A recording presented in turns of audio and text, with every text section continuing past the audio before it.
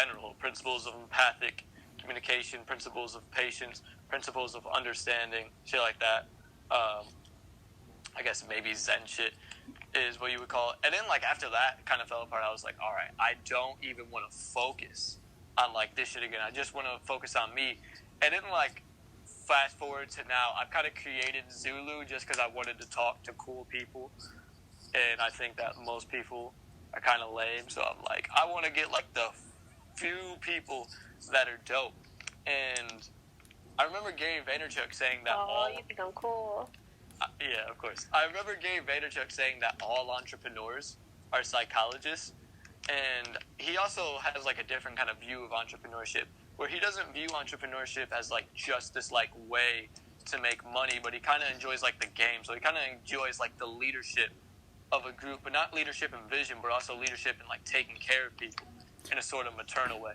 And I think that is, like, the best strength I have as a leader, is leaning into people to make sure that they're, like, cool. And not, it's kind of a balance. Mute yourself, Naomi. It's kind of a balance because I don't want to, like, I don't want to be codependent about it to a point to where I'm, like, trembling if somebody's not doing good, because I've definitely done that before.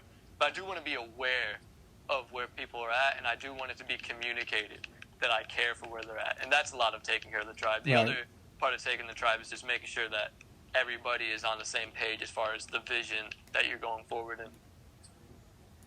And to comment on that, and observations I made with my experience, bro, is that you just stating about how codependency, that's exactly why I never established myself in a social group for so long, because I saw the benefit when I was younger to just be able to be a lone wolf and just have the flexibility to engage with multiple groups and what their interests are and understand their personalities, bro.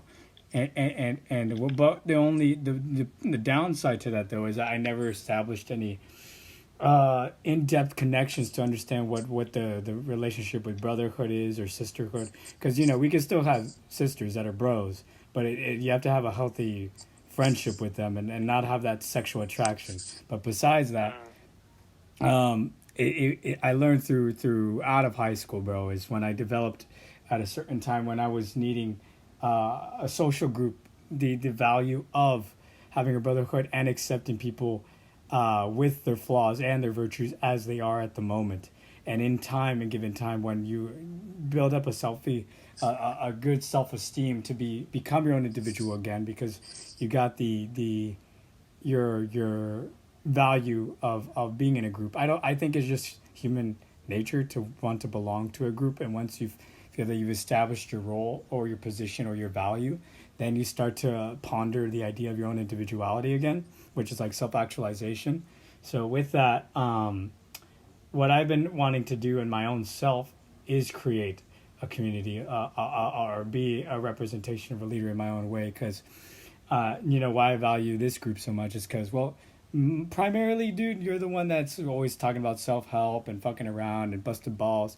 I know other people are doing the same thing in Zulu, but who I've interacted with the most is you and what's his name? The one that when I was debating nihilism with this guy, I forgot his name. Xavier. Yeah, Xavier. I haven't had a discussion with him in so long, but you guys were on the same intellectual plane as me to grasp these ideas and actually apply it into your own lives, which I found it really stimulating and satisfying, because in my own social group, they could not give a shit about self-development because maybe they're just comfortable with where the stage of the development is at to not go down into the depths of thinking about their death or what their legacy is. And that's completely understandable. But in my own ambitions, I want to strive to achieve those and have the answers to those questions at such a young age. I think that's the advantage of being so introspective, right?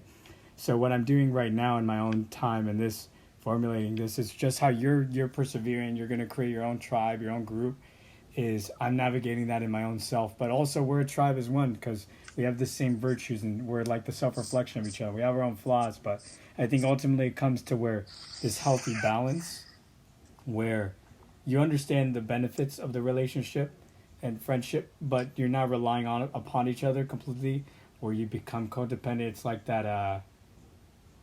It's you understand your strengths and weaknesses in your character, and you know where someone can support you and where you can provide.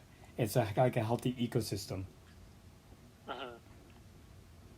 Yeah, that whole like concept of the interdependent relationship, which I've actualized the importance of. There's this dude that I used to be really close to who used to say a bunch of just like dope ass quotes, and he was honestly a genius. And one thing that he said that I really resonated with was that there's too much knowledge in the world and not enough wisdom.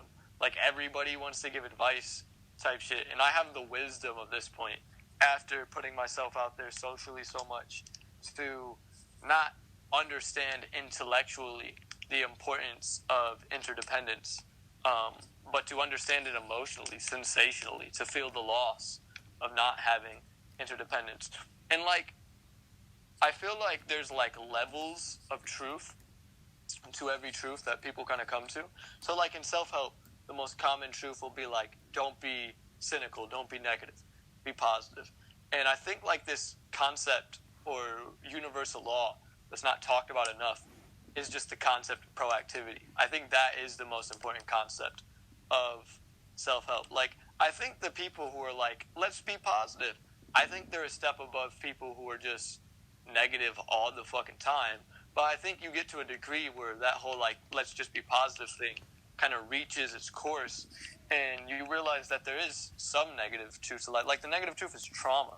Like that's the thing that I would say made me experience a degree of negative truth. But what I realized through trauma and shit is like the majority of cynicism is of reactivity. So say with like the whole thing about an interdependent relationship, kind of like the low vibrational passing thought that goes through my head is like, oh, so to have a healthy relationship, I gotta love and accept and empathize for somebody else while loving myself and maintaining that balance and constantly having to be proactive to keep that up. And it's like, that's what I'm cynical about, that I can't just sit in a state of reaction and have everything all be great. So I think like the truth that like don't be cynical or don't be negative kind of comes to, if you walk the line of it, is it's more so don't live your life in reaction. Like don't base like happiness off of just waiting to enjoy something. I think like this like leisurely existence of things give us pleasure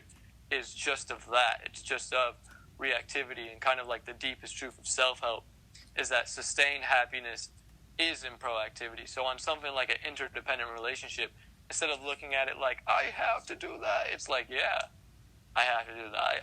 I have to be proactive in order for things to be great. I have to fight and build to maintain something great. I have to utilize my masculine spirit to fight for something that I believe in it.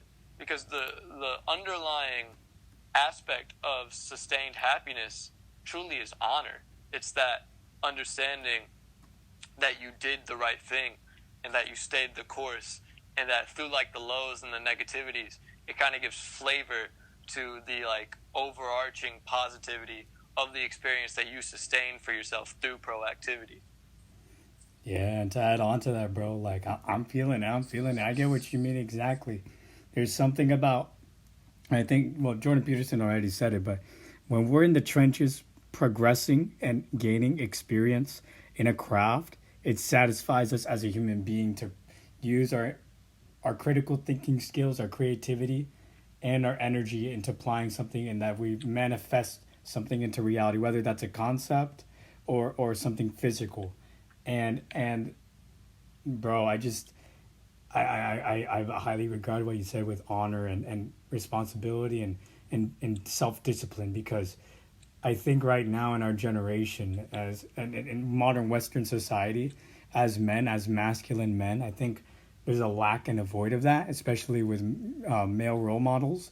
Like, I mean, that's why, fortunately, through the internet access, I've developed and found mentors, but they're you know, it's only on a what's it called, the kind of relationship that you have through a screen. I learned the term a little while ago, but the point is that it's developing your own character while you're listening to this knowledge and wisdom and applying it. So I think it's good that there is a place to create that, but it's so difficult now because it's not, you know, our society is now not in a simple place where you grow up in a small town and community and people are constantly progressing to virtue, right?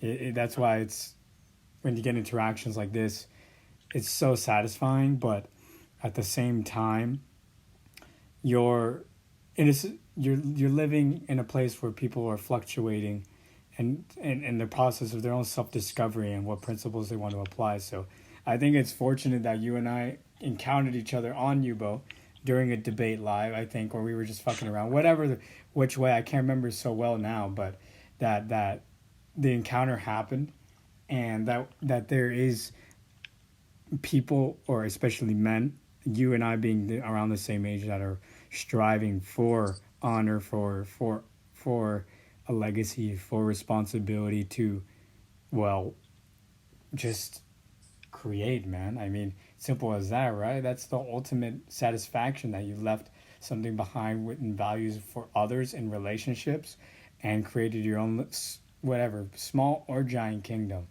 whatever that is. Mm-hmm. Right. I realize in the something I realized, like, in the culture of negativity, because there is like this whole, like, and I don't mean negativity, it's just like popular being upset things, but to be more specific, it's kind of like depressed teenager culture. They're romanticizing sadness. They're allowing themselves to consistently be traumatized and not allow themselves to have the courage to get out of the dark chasm, as we've both spoken about. But I agree. Yeah, go on. Oh yeah, 1000%. Well, I realized the romanticizing sadness thing when I was watching, like, this scene from BoJack Horseman. And when I watch BoJack Horseman, I'm like, this is, like, so low vibrational. I wonder if I should even, like, watch it type shit. And I mean, it's just like, well, the thing is, like, in depressed states, like, kind of the wisdom that you get is one that is resonant with the emotion or vibration that you operate within. So, like, I noticed that in depressed culture, we'll just call it that, there's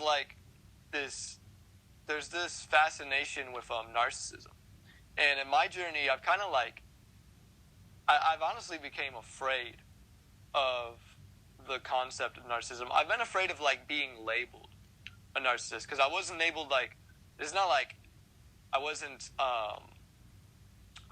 like diagnosed with NPD when I was in therapy. And my close friends don't think I have NPD, and I don't think I have NPD. But there have been people in my life that are like, you think you're all this, da da da. And then I realize when I'm in, like, these forums and I'm looking at what these people have to say on their worldviews on shit in, like, depressed culture, like, the wisdom that they have is always about how, like, anybody who is trying to be happy is just narcissistic. And I realize, like, in their worldview, they kind of use... Yeah, they use that negative associated word to belittle or stigmatize the person that's actually striving for self-development or being benevolent or altruistic or philanthropic to themselves. Well, yeah, it's that, and it's also like they use that to limit themselves, as if anybody who shakes up their courage to try something new and to manifest change within themselves, that's a narcissistic thing to do.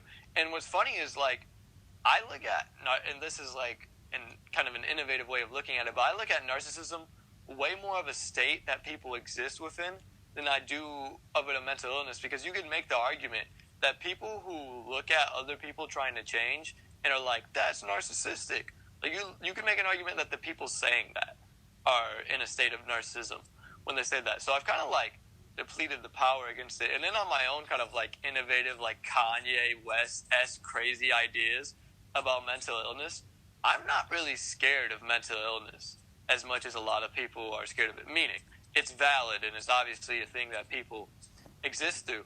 At the same time, I looked up a stat about mental illness. 47% of the world 47% of people have a mental illness. And then, like, the popular way that we see mental illnesses is like, oh, here's this, like, helpless cage that I exist within. And my idea on that is mental illness is an effect with an obvious cause, and the cause most of the time is trauma. And I think we, like, as a society, because we revalidate the vibration that we already operate within, and for most people that vibration is kind of just playing it safe, we just, like, give people the pill for the mental illness and we're like, cope with it. But I genuinely think, like, as a country, or not even as a country, as people in general, if we just double down on understanding trauma healing, people can move so much faster. I think that's that has to be the number one thing that creates negative mood is trauma healing. And if we actually double down in the psychology community on that, I feel like we can make progress fast. I agree with you, man. But remember that the whole web, the main root is psychology, the emotions of the consciousness of the human being. But then it just gets complicated. This only part where you have to take it and you have to understand the person's life experience, what is their specific trauma, and how to heal it. That it's simple as I said it, but to be in the trenches and helping someone develop the change in perspective they need, that's where the work is, and that's the grind. But then that's where the whole satisfaction comes from, when you help someone reach the other side and grasp finally that virtue that they've been so afraid of.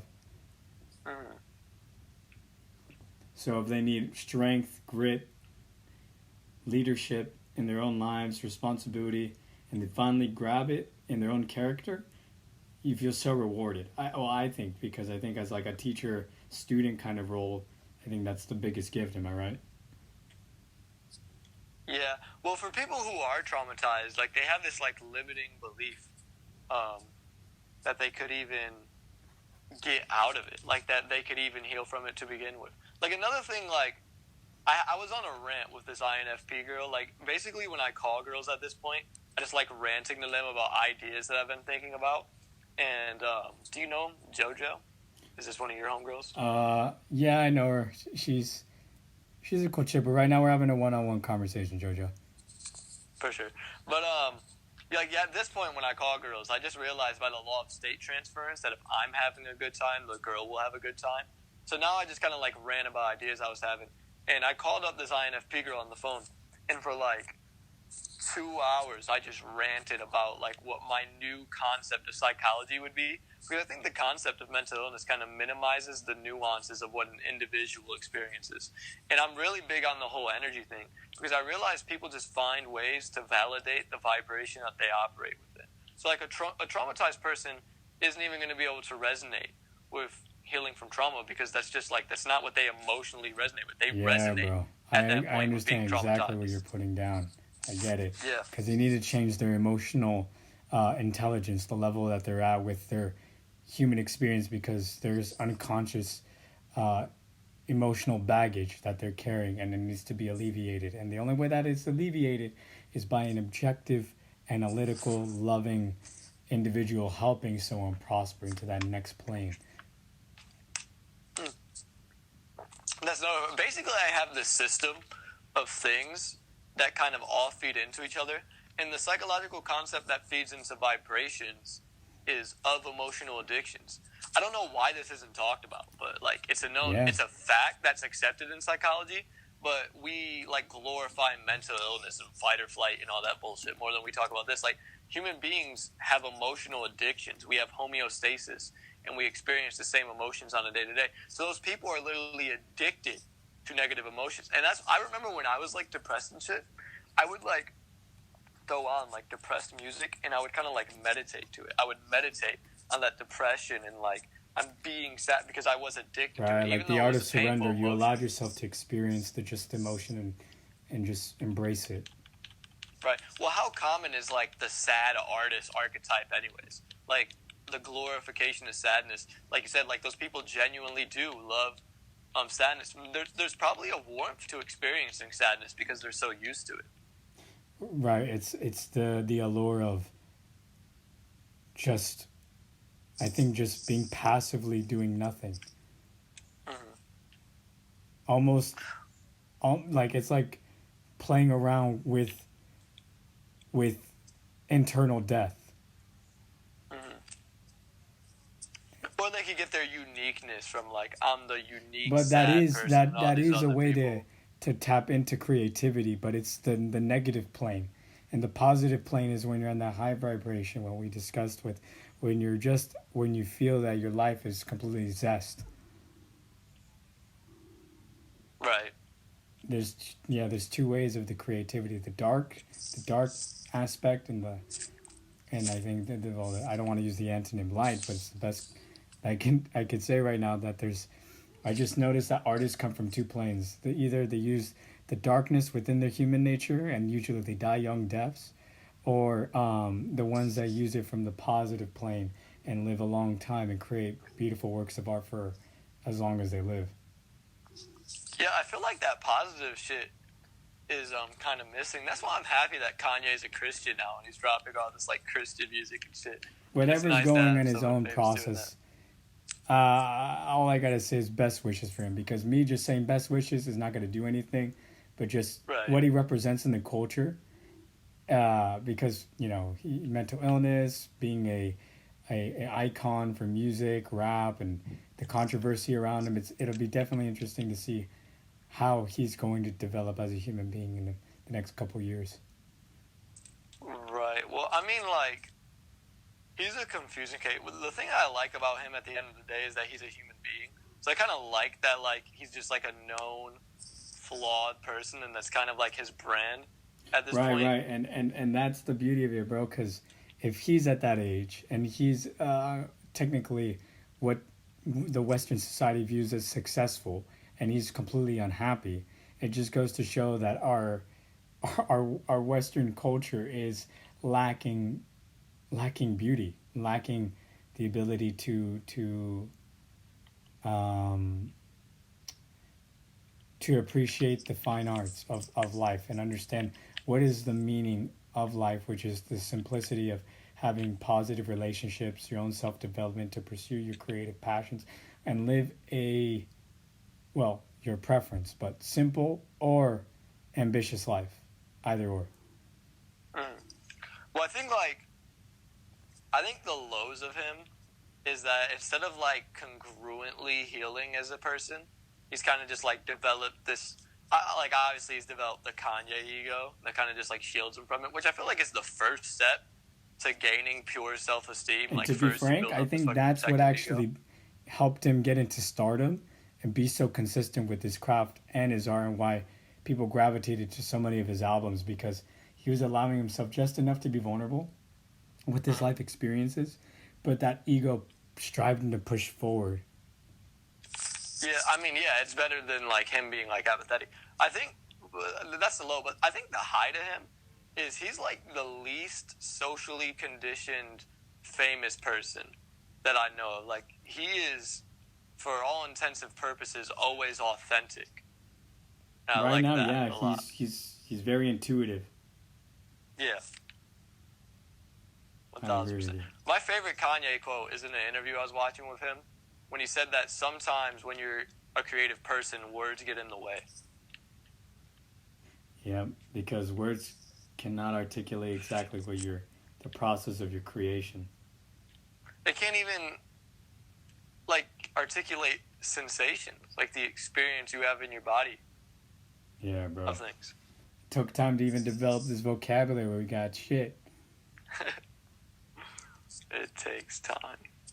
Yeah, bro, but I think we're on the same wavelength, so I mean, this is a pretty positive discussion that we were just riffing off ideas and validating each other that this is the right life direction and principles to follow. So if there are people that are saying and being trash, we know by being trash, they are in their negative plane and we're elevating to a different level, and hopefully they'll change in time with life experience. But with the fucking people that are going to treat us with nihilism and what projections of their own insecurities, in time they're just going to realize eventually, oh fuck, I'm fucked up. What do I do about it?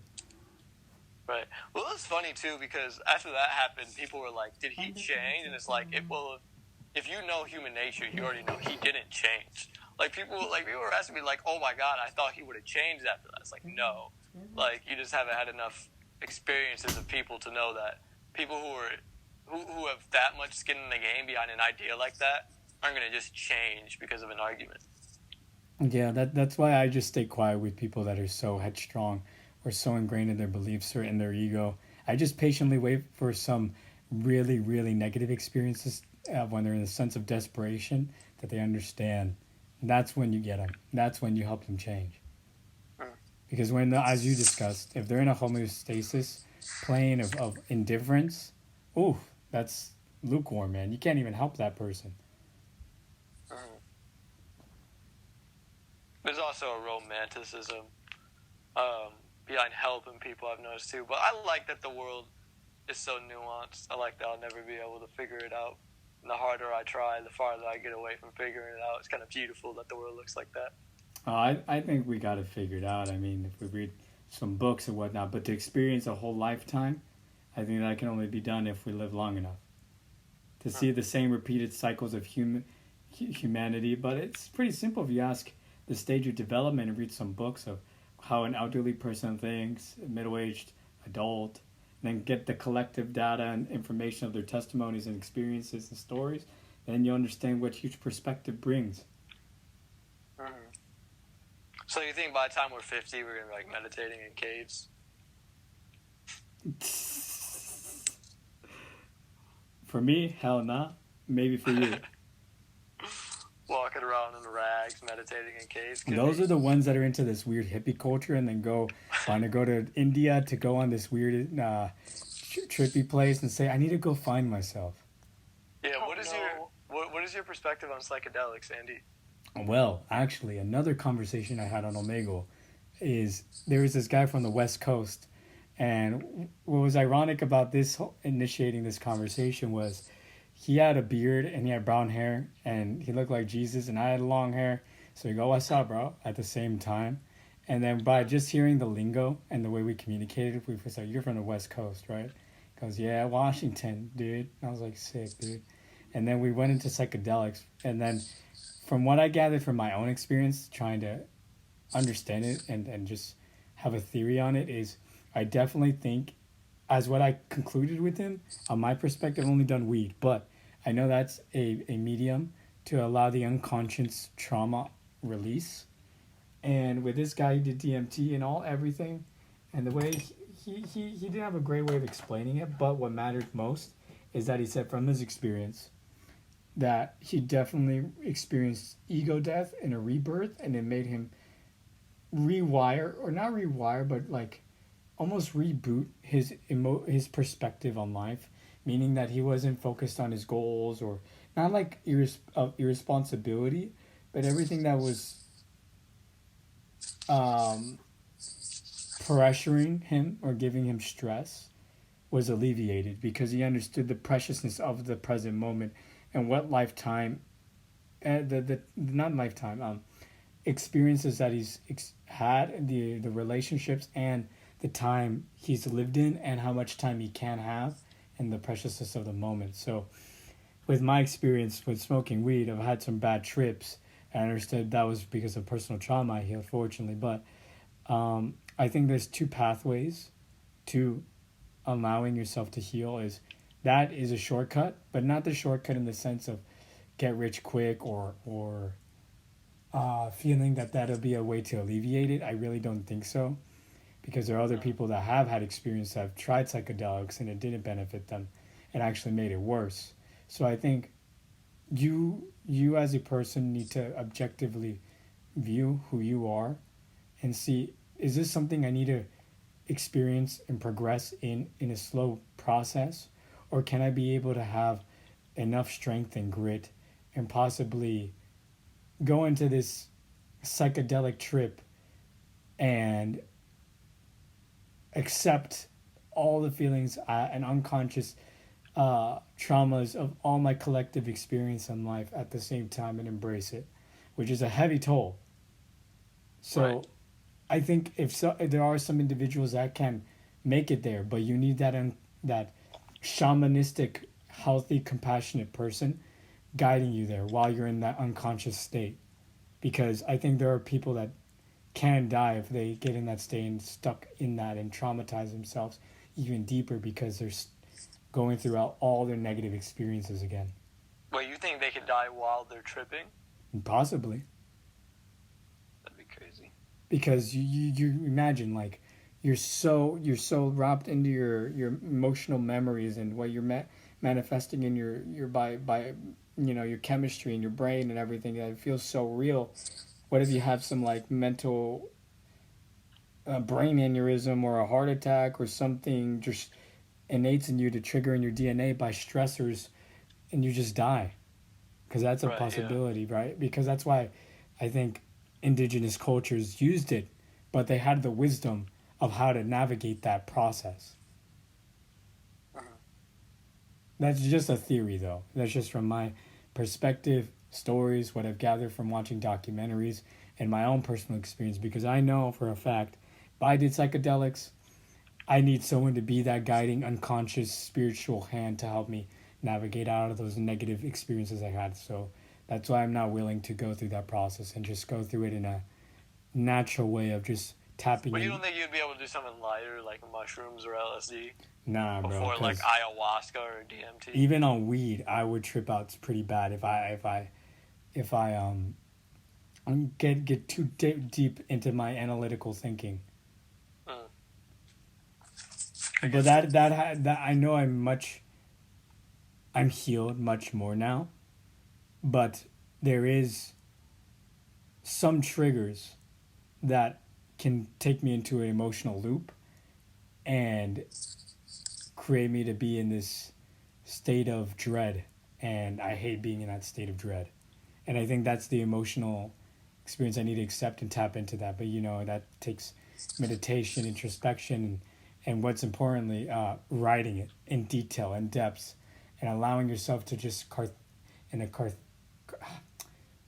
catharsis. To allow that experience to just completely let go and surrender. Because I think that's the healthy long term way of doing it. Just the other way is a much faster way, but I think it has the higher the risk, the higher the reward, but the higher the consequences as well. Absolutely, yeah. There are no highs without corresponding lows. Exactly, bro. So I think at the plane that I've developed it and my stage, my development in life and my external factors and my intersectionality of my privileges, my disadvantages, my health, and what I've experienced in this life, I'm in the right progression. But I felt like I stagnated for a week and a half, but now I'm in this creative process, and that's why I'm writing, bro. So I can develop this skill to tap into the unconscious memories I want to surrender and allow my wisdom to be of value, because I know what I've experienced and traumatized is innate and and relatable to any human experience. So when I meet someone that is on a different plane or just developing that stage of development or attempting to acquire that characteristic, I can pass on the wisdom and give them that door, that perspective. Because that's what it all is all about, right? You and I dig game, and right now most of the men in the tribe, I haven't shared really anything, but you are that role for these guys that, oh yeah, mom, how do I game? And you're like, bro, it's easy, watch. And then you use, you use that girl that was just in here as an example, or Val as an example. Viviana. Yeah, so like, it's easy to just observe, but to apply it and be in the experience, it's a different level, and that's why, like, dude, I've been spinning my own game in one way or another, but like, that's why I just love the process of being in the experience. Right, yeah. I'm trying to actualize this core confidence going through these experiences. Not like just like experience it like a little bit, but I'm trying to just like get that, because I've been working on self-esteem for like 4 years, and I still feel like there's just something about it that I don't get. Like, I feel like I've developed hella situational confidence. I'm trying to understand, like, what is that missing piece of core confidence? Because I find when I do things, like, if I do game, I identify too much as, like, I'm the game guy. Or if I do business, I'm the business guy. Well, the cool thing about game with it, though, is, like, I guess women kind of redirect me, because if I get too much in the state that, like, I'm the game guy, come on, girls, like, jump on my dick. Like, there's still a process to it that kind of kills my ego to a degree. But still, I feel like it's hard to develop that confidence when I'm like, okay, now I'm confident because I'm the game guy. I'm like, trying to figure out, like, what is the key to having the confidence because I'm the Alan guy? Like, what is... Maybe from what I gather right now, what I'm processing in my brain is, okay, we all have personas and social roles we all play in when we're interacting with a certain community group or even our close friends, family members, and whatnot. So, you know how there's this, let's just imagine an imaginary thread that can connect you back to all your collective experience and know who you are and your own identity, rather, regardless of what the perceived role you're in right now. So when you start feeling your ego being the game guy or business guy, or for myself, sometimes being the chill person, or whatever roles I'm engaged in, whatever social group I'm in. What I was pondering, what this is a really interesting idea that just popped in my head, is why don't you write like your own profile, your own paragraph or your own profile, bullet points of all your experiences, what your interests are, your character traits, your weaknesses, your virtues, that you feel innately is in you. So whenever you have that moment, you can revert back in your own imagination and connect back to, no, this is who I am. So you have the freedom to be in a complete state of self-amusement and self-expression, rather than falling into the ego of what role am I supposed to be in or perceived as. 1000%. Yeah, that's good advice. Thank you. Because I was struggling with that too. And I always had that little thought pop into my brain, and I just expressed it right now. But, there's a power with visualizing and seeing and typing with your experience, the written word in a paper and a profile, just like how, like CS crime scene investigators create a profile. You know yourself best. So if you write your weaknesses and strengths and your experience down, and then you come into an experience where someone's attempting to analyze you, and they do get the basis of the foundation right, but they don't know the details. They don't know the exact experiences you had. They don't know the complete clout or power or uniqueness, because you're still Pandora's box. And if you allow yourself to be free of social sanctions and norms, you're just a force to be reckoned with. And that's the freedom to remember your self-expression. So I think that's a great way to connect back into it, as like an invisible thread into your intuition or your consciousness. Right, yeah.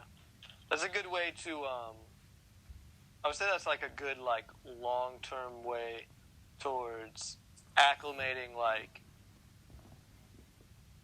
I'm losing my thought process. But I was going to go on some rant on why it's a good long-term way to acclimate core confidence. I mean, it's just like being able to return to, like, this, like, this is me, rather than the I did this thing. It's about being, not doing. Yeah, that's actually the best way to summarize it. You remember your being and what that experience is, rather than identifying with what you're doing. Yeah, true. Because we forgot what we did when we were children. Rather, we forget what we were being like, right, in a certain state of our life experience. Like, everyone liked playing fucking tag when they were kids. The competition of thriving in that little game, right? But that's just an example that I'm giving. But I forget sometimes that I enjoy competitiveness. Yeah, I don't know where I was going with that. I just think it's good to reflect and remember what characteristics you like about yourself. 1000%. Yeah, bro. I mean, it's all to it, huh? We're on the right direction. Hopefully, bro. We could get turned around right now and realize we've been going the wrong path this whole time. Nah, I disagree. I think by you and I being in the same plane right now, and focusing on our virtues and maintain the consistency with our creative goals and the ways we're striving to make money, we'll definitely be on the right path, because, virtue meets virtue. I've never encountered virtue staying in the same plane with chaos or destruction for so long. You only meet it to face a challenge, but never as like in the same kingdom or nature. Right, I feel you. With oh, bro, some cool thing I found out about the business shit. This entire time, my ass has been like, I have been walking to a different city when I could have just been driving. I've basically figured out with the business shit, right? Because I've been like, okay, I gotta save all this money, but I know myself. I'm an impulsive person when it comes to money. I'm like, ooh, shiny thing, let's get this. This would be fun. And that's how I spend money. So I'm like, okay, so I got to work on controlling that. So I control that to some degree, right? I'm sitting here controlling that. And then random shit happens and I got to pay myself the whole process. And then it feels like I'm gritting and grinding just saving all this money, right? And then I realized, like, I did the math on the IG ads. If I just put money in every week instead of saving it for this whole, like, culminating thing, like, if I just every week put money into an ad, it actually just comes up to the same amount, because the math doesn't work out to where, like, if you spend 35 grand in one ad as opposed to doing it through like 7 weeks of ads, to where you actually get more people for ad. Like the ad, the way that the analytics work of it is it actually just ends up being exactly the same. So if you what is the word, like if you just put in the whatever, like if you every week just put it in, it would actually work to where you would just get the same amount of shit. Basically, I found that you would get the same reach is the word I'm looking for. Was it something specific about that you did it for a short time rather than a long term? Was it that it was? What was the difference of that? Was it that you reached a broader audience, or? What do you mean? Because you said right now, right? You said that your ad it was only shown for a short amount of time, and you got the same amount of hits, right? People clicking on it. Oh, well, I mean, the specifics on the ad that I ran, first of all, I cut it off. Like, as a leader, I was being kind of chaotic, and I was like, fuck the blueprint that we wrote off. Like, yes, it's cool to have a blueprint, and it's cool to have a plan. At the same time, the plan is just a guideline to walk towards to do ultimately the right thing. So I was like, we need to overwrite this and cancel this ad right now because we fucked up the target audience, I found out. Like, the way that we did the target audience. So I overstepped that. And then I was just like, hold on, bro. I'm literally playing as I'm talking, trying to. No, I get it, bro. We're attempting to multitask right now, and right. monotasking is more important. But like, I get it. Okay, like I've been trying to write this paragraph during this whole damn conversation, bro. But I mean, I've been cool in this entire time. Like, I haven't even had a problem with communicating. But there's just this dude that came into the house. So I just had to, like, go in real quick to kill him. Yeah, you just switched more of your focus on that. Yeah, but he's killed. I killed him. Anyways, so I was like, we fucked up the target audience. And then if you want to know specifically why we fucked up the target audience, it's like instead of having somebody that, like, had a direct brand that we can go against, instead, the interest that we had for the target audience was shit like personal development, self-love, self-esteem. Like, it wasn't really like any specific thing, and I really felt that to be a low of the whole thing. And so going forward, I want to go more specific with like a specific like brand that I want to work against. Probably like 7 Habits of Highly Effective People as the interest, because that's my favorite book, and then like running against that. But that's on reach. But no, what I mean is like, okay, so 3,500 on Instagram, right? It reaches you a minimum of 1,800,000 and like a maximum of 3,100,000 reach. That's how many people you'll reach for 3,500 on your ad on Instagram, right? And I was like, okay, let's do it. Well, I figured out if you just do $500 one ad, that's just literally like the way that the math works is that instead of trying to hustle to save all this money, if I just instantly put the $500 that I'm making right now every week into an ad, then the math ends up being the same. And then I don't have to struggle to save all this money and then burn myself of energy when I'm actually doing the coaching itself. So I used to be walking, but now I'm taking a fucking helicopter to the destination. Right, and it must be different because it's Instagram, so the interactions are more, because I'm working on Google Ads, right? To get my certificate Right. on that and do it for websites.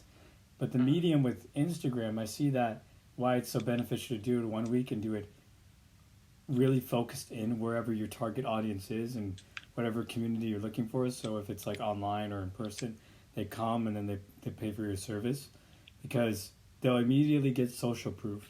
Check out your content, your profile, and your website so quick so they can make the decision right there rather than on Google. It's it's not saturated or on YouTube videos or whatnot, but you get a broad spectrum. So when they see a website, they still want to know more social proof and other websites or your credibility. And I think there's more trust when it's an Instagram profile because you know it's somebody with that actually is a person that has an account rather than Right. seeing it as a corporation or company on a website. Mhm. I think that's the main differentiation. Yeah. Yeah, it's like a personal brand and shit. Yeah, man. And then, Oh but shit. good thing that you've analyzed that and figured that out because in my own branding, I'm doing the same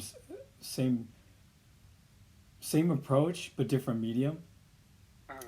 because I just finally decided, as you and I have a love for psychology, self development, same root, and psychology is so broad. I've been wanting to teach English, so I started to humble beginnings, give my services for free, get some clients, get interactions, and eventually, what my long term plan is to target myself in that specific niche on italki and develop social value with other community teachers or professionals, and What the then fuck?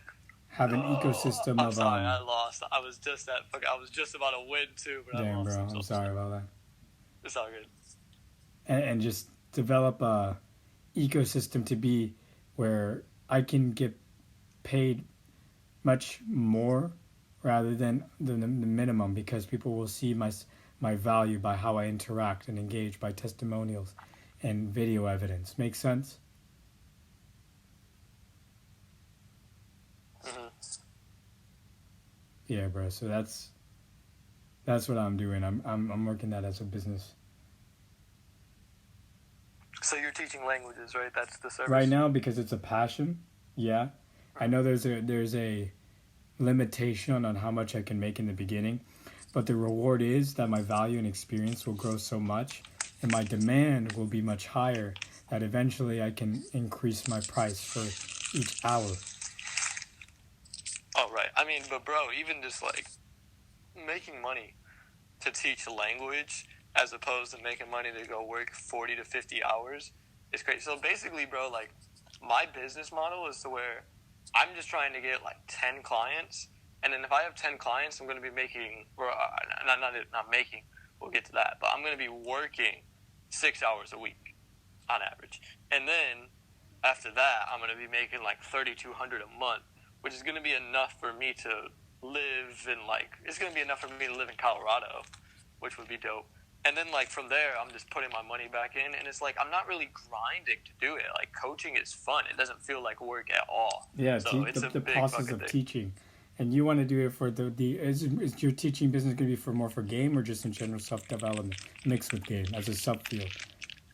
I want to. I just want it to be around general life happiness was the first idea, and then kind of the way I'm branding it now. It's not about game at all. I'm not. I don't think I can teach that yet. I'm a few years away from being able Right, but you to teach definitely have that. the basics. If someone wanted to ask you, you can give some advice, but it's I not mean, something well, that's in I your have been teaching people. Like I've been teaching Max. I've been basically teaching every man in this group. right, So right. That's what I I've think been that teaching teaching. is so valuable, dude. It's such an underappreciated skill because it depends what you're teaching that gives the value and the money, and what and you dictate the price with whoever your audience is or whoever's going to want to purchase your service, and that's why I like the teaching business, but also you have to know your audience. Right. Well, but the way that I'm branding it now, because I wanted to have just like an overall saying that I could be congruent to, but also that would be highly marketable. So what I'm saying in my ads is at the end of it, I'm just like, overall, I want to help you love yourself, love others, and love the world. So that's kind of like the way that I close it, is trying to get people to operate on a vibration of love and experience passion for life. That's the main driver. Are you of my looking for coaching. people that are our age or younger? I'm looking for people who are our age because they're more likely to spend money. So on my target audience have been like 18 to 23 Got it. So for like age. And all young men adults. as well. Young men, to be specific. Well, yeah, because girls in their feminine nature, they're not on this journey usually. Right, yeah. I mean, but the way that I'm kind of going about my coaching is I want to brand it in a way that's kind of strategic towards my own long-term psychology. I want to never be known as like the guru. So kind of like my selling point on my thing, or what my journey is through my coaching thing, the way that I've designed the system, is I'm trying to get people to I'm trying to get people on the path, basically. That's what I'm trying to do. It's a few months. Hold on, I'm disconnecting. Can you hear me? Yeah, bro. I'm just listening. By the way, Okay, yeah. I've been recording this whole conversation. Is that cool? No, that's 1,000% fine. But anyways, it's supposed to be like a few month process to where I get them on the path, because I read this book called What to Say When You Talk to Yourself. And basically, like, what the book helped me understand is why self-help doesn't work. Meaning, it's not that self-help doesn't work, self-help works, but why people who do self-help feel on their journeys. And I learned about it, and I realized that, like, it's not even half the battle. Like, 70 to 80% of the battle towards improving yourself is actually aligning yourself to do it. Then when you're doing it and every day you're on your shit, you're kind of being pulled to it like a magnet, and that's the easy part. But really the hard part is getting on the path. So I'm trying to, like, hit up people who are into self-development but haven't really committed to it, and I'm trying to help them release all the bullshit that's stopping them from being on their path. Can I jump on with your idea and your thoughts on that? Mm-hmm. All right, so let me tell you this. Well, like, I'm going to give you my case study experience and example. Remember how I told you that I was talking to some girl, and then it was like when I gave it a comparison as the ideal interdependent balance between masculine and feminine nature? Yeah. That was a very, very productive month for me, where I got on top of my shit. I helped her alleviate some of her trauma and mine. And it was a very prosperous, loving, healthy relation. It was so absurd how it developed, but to put it simple, it ended because we already helped each other as much as we can. And we selflessly decided to end it because we understood that it was going to become something of possession and ego, right? And right. From then, I had this structure of the accountability, and my routine slowly started to regress. But enough where I still had my responsibilities and still maintain my consistency, but I didn't have the accountability and the support system I need, where I had that reciprocation to remember what is my vision and goal. So what I did was I created and was very wary and aware of what was I feeding on my attention, how was I feeling emotionally from each habit and routine I was structuring in place, and taking the moment to introspect and reorganize how I structured my day in the sequences of the transitions of the actions and in the habit or the routine. And when I did that and disciplined myself in that structure, it was very satisfying. But I also learned the flexibility to not just commit and allow your impulses to be. And it's that fine line where I discovered my personality trait of the flexibility to follow your creative bliss, but also to come back into the shackles of what the intention is in the routine. Mm-hmm. And I found out that, just to put it simple, is when someone first brainstorms and organizes themselves, that's when everything will simply go in line. So I think that's the whole issue with helping them start, because they say, how do I do it? You have to get rid of all the things they already use as their attention span, the emotional addictions, and all those things are already wired into their own behaviors. And it's like you're getting rid of their addictions. And it's like, what the fuck do I do? And that's why you have to help them reorganize.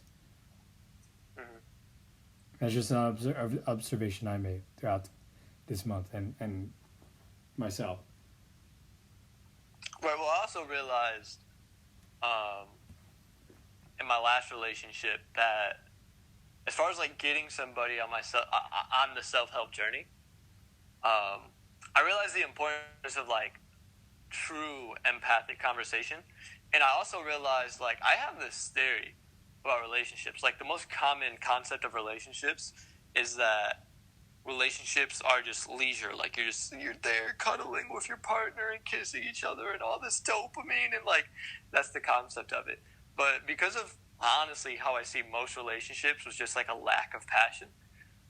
Like I'm very scared to have relationships. Not because of my own ability, but more because of like I have limiting beliefs that it can go well because I just see so many of them with a complete lack of passion, and like I can kind of read the resentment that each party has developed for one another because of their lack of communication. So I have a lot of limiting beliefs about relationships. But I realized, like, as I was talking to this girl and trying to get her on her development journey, she was just trying to acclimate to me and my needs and all this shit. And this, like, lack of being able to sit there and talk to her and all this shit led me to my conclusion about relationships, which is I don't necessarily think relationships are leisure. I think relationships almost like there's kind of a weird way of looking at it. It's definitely an out there perspective. And we're talking about romantic ones, right? Yeah. I think relationships show you basically every fucking thing that's wrong with you so that you can heal that. And I think the way that a relationship develops into thriving is the mutual healing that you serve in each other's life that then acts as the skin in the game for you guys to continue to go forward and problem solve. And then from that, it builds kind of like a deep love. But the most common concept of love is just like this leisure, just this cuddling, just like, you complete me, you're the perfect person for me, da-da-da-da. And I think I think relationships are kind of like the highest level if you're in a proactive relationship. I think the levels that you can be in life right, is like a very virtuous one, as we discussed, the idyllic, where you're both in that benevolent state of selflessness and giving, but you also have the healthy balance to know you're both individuals and help each other prosper and foundationally, but also progress into new potential. Right. Well, I think for a man, the pyramid is that at the very bottom, you have these codependent relationships, your codependent paradigm, where maybe you have a lot of needy crushes, like this girl's the one, or you're with a girl and you're like, this girl completes me. I think that's the bottom. And then in the middle, which I think a lot of guys don't even experience, which is quite sad, is independence, where you're on your own journey and you're kind of meeting girls to drain your battery, so to speak, and get that out of you, but then you're right back on your path. And then I think at the highest level, you have interdependent relationships where there's a mutual healing. But the funny thing is, like, with all these three levels, it's not like half of the people are at the middle. 70% of the people are at the bottom. Like 70% of the people in the world are at the bottom, where it's just like this codependent, you complete me paradigm. Right, okay. So you're saying men, the majority of men are viewing the feminine and women as the main source of their self-esteem. Then you got the men that understand their own self-esteem, but sometimes want a taste of the feminine in the middle, right? Like they need to dabble in. Yeah, but by taste in the feminine, I just mean that they're just getting their sexual desires out. Right. So they're lust and just draining their own human need, and then they get back on it, and then you finally get the appropriate person to interact with the other, and they commit to a relationship where it's selfless, but also healthily going in a way of interdependence, right? Right. Yeah, and I think you have to experience the middle to actually have the top. Like, I think people in a codependent relationship... Absolutely, bro. Absolutely. People in a codependent relationship think they're just going to jump to the top, and I've never seen it work, bro. Like, the failure rate of marriage counseling is staggering if you look at the statistics. Uh-huh. That's all I got to say on that. All right, bro, yeah. Well, fortunately, I think you and I are closer to the edge when we can be idyllic. But I do have my moments right now. If I'm being completely frank with you, I know that right at the level I'm on my own path, and if I interact with a girl that is on that plane of being able to be interdependent, I can be in that state. But if I meet a girl that is to satisfy my own lust, I might be tempted. But where it becomes codependent, nah, bruh, I'm beyond that.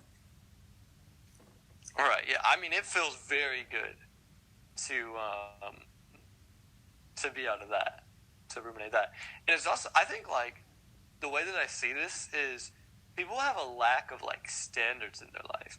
Like, I talk, and I'm like, I talk to them about relationships. I'm like, yo, I can't date you. Or I'm just like, maybe if, like, they're not even bringing it up, I'm like, there's one girl in my life who I would date. And there literally is just one girl in my life. And it's not a codependent thing. It's just, I only know one girl who's actively on her shit. And I only know one girl who's active in her, like, development. They're like, oh, you think another girl can't do it? And it's like, no, but if another girl started getting on her development because of me, she'd just be reinforcing a codependent paradigm. That's what happened last time. That's why my last relationship failed. This girl started doing it because of me. She's got to do it because of her. Yeah, bro, I get that. I've experienced that before. Not good, not good. You just have to gracefully end it.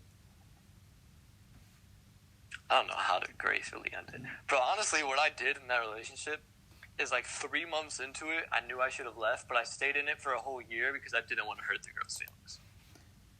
Damn, bro. Whoa. You were a little too kind, my man. What I mean by grace is just how can you describe how to be graceful? It's an emotional state, but maybe just be frank. Frank is easier to know as an emotional experience. Just telling the truth as it is. Mm-hmm. Boundaries and all that. Yeah, bro, because the only time I feel graceful is when I'm in the emotional state of being present and appreciating everything I've experienced and allowing to put my ego aside.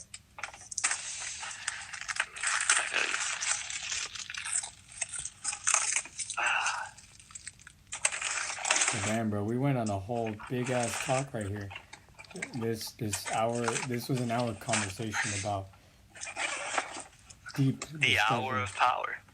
It was an hour of power, bro. I'm gonna save this and put it on YouTube for my own private self. Each conversation I've been having that gets into a introspective conversation, I save and then I timestamp. That's fire. Some don't need it, but others, like this one, definitely needs to have a timestamp because, you know, when you have a creative process and you're banging out ideas and there's some inspiration flowing, and then you go back into a conversation or you're trying to attempt to remember what was the creative idea you had by the interaction, this is why I'm recording them. 100%. I get you. And I'm going to end this recording right here because I think we're chilling now. We are. I'm actually going to get off